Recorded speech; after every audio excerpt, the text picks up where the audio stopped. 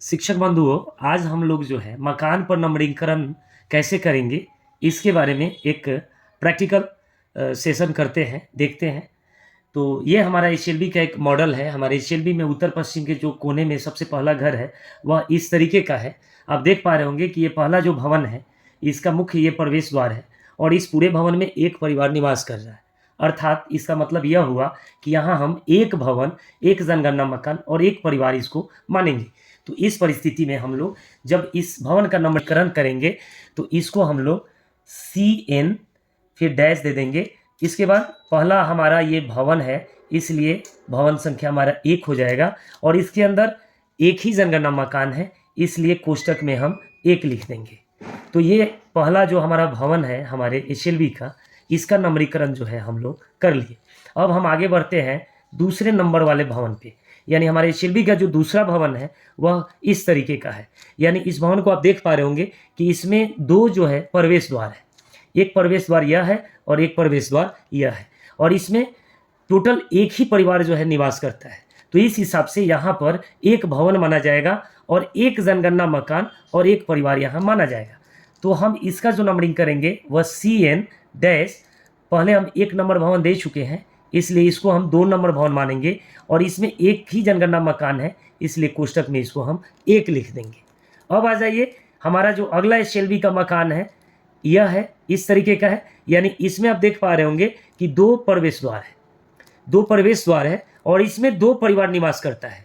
अर्थात यहाँ पर हम एक भवन मानेंगे और 2 जनगणना मकान मानेंगे और 2 परिवार इसमें ऑलरेडी निवास करता है। तो इसका जो हम नंबरीकरण करेंगे CN, और ये हमारा तीसरा नंबर का भवन है, इसलिए 3, और इसमें 2 सेंसस हाउस है, जनगणना मकान है, इसलिए हम कोष्टक में 2 लिख देंगे।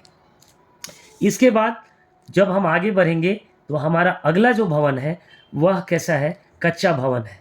कच्चा भवन है, इसमें एक परिवार निवास करता है और इस भवन का कंस्ट्रक्शन देखिए, इसमें एक प्रवेश द्वार है। अर्थात इसको हम एक भवन, एक जनगणना मकान और एक परिवार मानेंगे। इस हिसाब से हम इसकी नंबरिंग करण जो करेंगे CN, और ये हमारा 4 हो जाएगा क्योंकि 3 हम दे चुके हैं और इसके अंदर एक जनगणना मकान हो जाएगा, इसको हम ऐसे 1 लिख देंगे। इसके बाद हमारा जो अगला मकान होगा वह कुछ इस परिसर के अंदर जो है 2 भवन है। आप देख पा रहे होंगे 2 स्ट्रक्चर है और यह एक पूरा परिसर है। इस परिसर में जो हमारा पहला भवन है यह मुख्य आवास है और ये दूसरा जो है नौकर का आवास है। तो इस परिस्थिति में अगर हमारे एचएलबी में अगर इस तरीके का जो है मिलता है तो हम क्या करेंगे, देखिए इसमें 2 कंडीशन हो जाएगा। एक भवन और एक जनगणना मकान, जो ये मालिक का आवास है, इसको तो हम मानेंगे ही मानेंगे। अब आ जाते हैं हम नौकर वाले मामले में। अगर यह नौकर मालिक के साथ इनके रसोई में इन्हीं के साथ भोजन करता है तो फिर हम उस परिस्थिति में एक भवन और एक ही जनगणना मकान मानेंगे। यानी नौकर वाले को हम न भवन मानेंगे न कोई जनगणना मकान मानेंगे। अब आ जाइए दूसरा कंडीशन, अगर यही नौकर मालिक के रसोई में मालिक के साथ भोजन नहीं करता है, यह अपना भोजन स्वयं बनाता है और खुद खाता है, तो इस परिस्थिति में हम एक भवन और एक जनगणना मकान और एक परिवार इसको मानेंगे और ये नौकर आवास को भी हम एक भवन, एक जनगणना मकान और एक परिवार इसको मानेंगे। तो इस परिस्थिति में आइए हम नंबरिंग करते हैं। तो हमारा जो पिछला नंबर भवन नंबर था वो 4 था, तो इस हिसाब से हमारा यह हो जाएगा CN 5 और इसके अंदर एक जनगणना मकान है तो 1 कर देंगे। इसके बाद हम नौकर के आवास का नंबरीकरण करेंगे तो ये करेंगे CN और इसके बाद इसका जो भवन संख्या हम देंगे 6 हो जाएगा और इसमें भी एक जनगणना मकान है, इसलिए 1 लिख देंगे। अब इसके बाद हम लोग जब आगे बढ़ेंगे तो हमें कुछ एक और परिसर वाला कंस्ट्रक्शन दिख रहा है। यहाँ देखिए आप लोग, ये मुख्य आवास है, यह दुकान है और यह पशुशाला है और यह किचन है। देखिए आप सभी को पता है कि किचन और रसोई घर को हम न भवन मानेंगे न उसको जनगणना मकान मानेंगे। तो इस परिस्थिति में हमारा किचन जो है वह हट जाता है, अब बच जाता है हमारा यह 3। तो देखिए यहाँ हम मुख्य आवास को एक भवन मानेंगे और एक जनगणना मकान मानेंगे और यह दुकान जो है हमारा गैर आवासीय है, इसलिए इसको जो है हम, और यह कैंपस के अंदर है, इस वजह से इसको अलग से हम भवन नहीं मानेंगे, एक जनगणना मकान मानेंगे। ठीक, पशुशाला को भी हम कैंपस के अंदर है, इसलिए हम इसको क्या करेंगे, भवन नहीं मानेंगे, भवन इसी को मानेंगे, इसको एक जनगणना मकान देंगे हम। तो इस हिसाब से एक भवन हो जाएगा हमारा और जनगणना मकान कितना हो जाएगा, 1 2 3। तो जब हम इसकी नंबरीकरण करेंगे तो हम लिख देंगे CN, और पिछला हमारा भवन संख्या 6 था इसलिए यह 7 हो गया, और इसके अंदर कितने जनगणना मकान है, 3 है, तो यहाँ हम 3 लिख दिए। अब जो है, अब हम कुछ इस तरीके का कंस्ट्रक्शन देख रहे हैं। इसमें आप लोग देखिए, अब जो हमारा नेक्स्ट जनगण भवन है वह है मंदिर। तो यहाँ पिछला हम 7 भवन संख्या दिए थे, तो जब हम मंदिर का नंबरीकरण करेंगे, अच्छा एक चीज़ यहाँ बहुत सारे लोगों के बीच में अभी भी कन्फ्यूज़न है कि क्या गैर आवासीय भवन को भी हम नंबरीकरण करेंगे, तो हाँ बिल्कुल करेंगे, उसको भी हम नंबरीकरण करेंगे। और जैसे ही हम एक नंबरीकरण उसको कर देंगे, उसके अंदर एक सेंसस हाउस ऑटोमेटिक जो है हमारा HLO ऐप जारी करेगा। तो इस हिसाब से हमारा पिछला भवन 7 था, तो यह हमारा मंदिर है, इसको हम मानेंगे 8 नंबर भवन, और इसके अंदर एक सेंसस हाउस ऑलरेडी हो जाएगा। तो इसका जो नंबरीकरण होगा CN 8 कोष्टक में 1। इसके बाद जब हम आगे बढ़ते हैं तो एक मकान हमको ऐसा मिलता है जो कि लॉक है, तो इसका नंबरीकरण हम कैसे करेंगे कि CN पिछला 8 था इसलिए ये 9 हो गया, और इसके अंदर 1 सेंसस हाउस है इसलिए 1 लिख दिए। इसके बाद आगे जब हम बढ़ेंगे तो यहाँ आप देखिए ये स्कूल है, विद्यालय है, यह भी एक गैर आवासीय जो है बिल्डिंग है। तो यहाँ हम क्या करेंगे, नंबरीकरण जब करेंगे तो इसको एक भवन और एक जनगणना मकान मानेंगे। तो यहाँ हम जो नंबरीकरण करेंगे CN, और ये 10 और कोष्टक में 1, यानी 10 नंबर ये भवन हुआ और इसके अंदर एक जनगणना मकान हुआ। इसके बाद जब हम आगे बढ़ेंगे अपने HLB में, तो हमारा जो अगला भवन होगा कुछ इस तरीके का होगा, यानी जो हमारा अगला भवन है वो पंचायत भवन है। इसमें आप देख पा रहे होंगे यह पंचायत भवन भी गैर आवासीय श्रेणी में माना जाता है, तो इसमें भी इसको भी एक भवन और एक जनगणना मकान हम देंगे। तो इसका जो हम नंबरीकरण करेंगे CN, और 10 हमने दिया था इसलिए 11 और कोष्टक में 1 हो जाएगा। अब आ जाइए, जो हमारा अगला भवन है कुछ इस तरीके का है, यानी आप देख पा रहे होंगे कि इस भवन में 2 जो है प्रवेश द्वार है, एक प्रवेश द्वार यह है और एक प्रवेश द्वार यह है, और इसमें कितने परिवार रह रहे हैं, यानी इसमें एक परिवार निवास कर रहा है और इसमें एक परिवार निवास कर रहा है, यानी इस पूरे भवन में कुल 2 परिवार निवास कर रहे हैं। तो इस हिसाब से यह हमारा एक भवन हो जाएगा, 2 जनगणना मकान हो जाएगा और 2 परिवार हो जाएगा। तो जब इसकी नंबरीकरण करेंगे हम तो CN, और पिछला हमारा 11 था इसलिए इसको हम 12 मान लेंगे, और इसमें नंबर ऑफ सेंसस हाउसेस 2 है तो इसको हम कोष्टक में 2 लिख देंगे।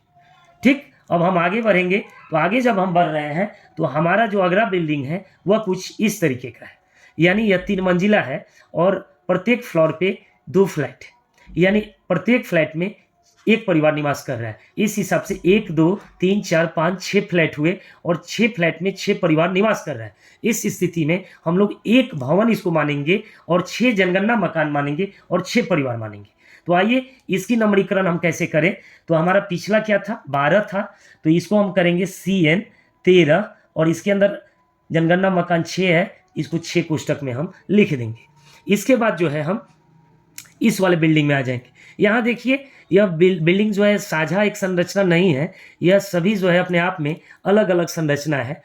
शहरों में ऐसी बिल्डिंग्स जो है हमको देखने के लिए मिल जाते हैं जो एक बिल्डिंग से दूसरे बिल्डिंग के बीच में बिल्कुल गैप नहीं होता है, जबकि वो अलग अलग संरचना होते हैं। तो इस परिस्थिति में हम क्या करेंगे, यह हमारा एक अलग भवन है, यह अलग भवन है, यह भी अलग भवन है, यह भी अलग भवन है, और यह भी एक हमारा अलग भवन है। तो इस परिस्थिति में आप देख पा रहे हैं कि यह जो हमारा भवन है इसमें एक परिवार निवास कर रहा है, इसके अंदर जो है एक मुख्य प्रवेश द्वार है। तो आइए सबसे पहले हम इसकी नंबरीकरण करते हैं। तो इसमें आप देख पा रहे हैं कि एक परिवार है। हमारा पिछला जो भवन संख्या था वह 13 था, तो इसकी जब हम नंबरीकरण करेंगे तो CN 14, और इसके अंदर एक ही परिवार है तो एक ही जनगणना मकान है तो 1 लिख देंगे। अब आ जाइए दूसरे भवन, तो इसमें भी देख पा रहे होंगे एक मुख्य प्रवेश द्वार है और एक ही परिवार निवास कर रहा है, तो यानी एक भवन एक जनगणना मकान और एक परिवार, इसको भी हम मानेंगे। तो इसका जब हम नंबरीकरण करेंगे तो लिख देंगे CN, और 14 हम दे चुके हैं इसलिए यह 15 हो जाएगा, और कोष्टक में 1 लिख देंगे।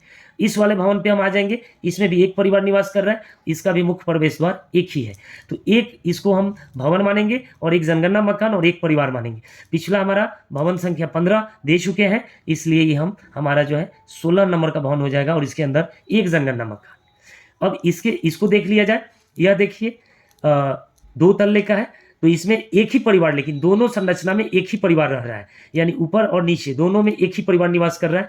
तो इस परिस्थिति में इसको हम एक भवन मानेंगे और एक ही जनगणना मकान मानेंगे, क्योंकि यह एक ही परिवार के स्वामित्व में है। तो एक भवन एक जनगणना मकान और एक परिवार। तो आइए इसकी नंबरीकरण कैसे करें।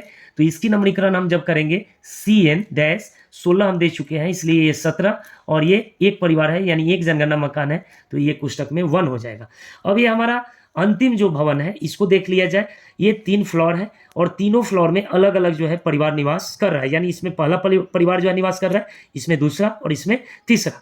तो इस हिसाब से इसको जो है हम एक भवन मानेंगे और 3 जनगणना मकान और 3 परिवार मानेंगे। तो इसकी नम्रीकरण जब हम करेंगे तो करेंगे CN डैश और यह हमारा 17 भवन था तो यह 18 हो जाएगा और इसके अंदर 3 जनगणना मकान है तो इसको हम लोग कोष्टक में 3 लिख देंगे।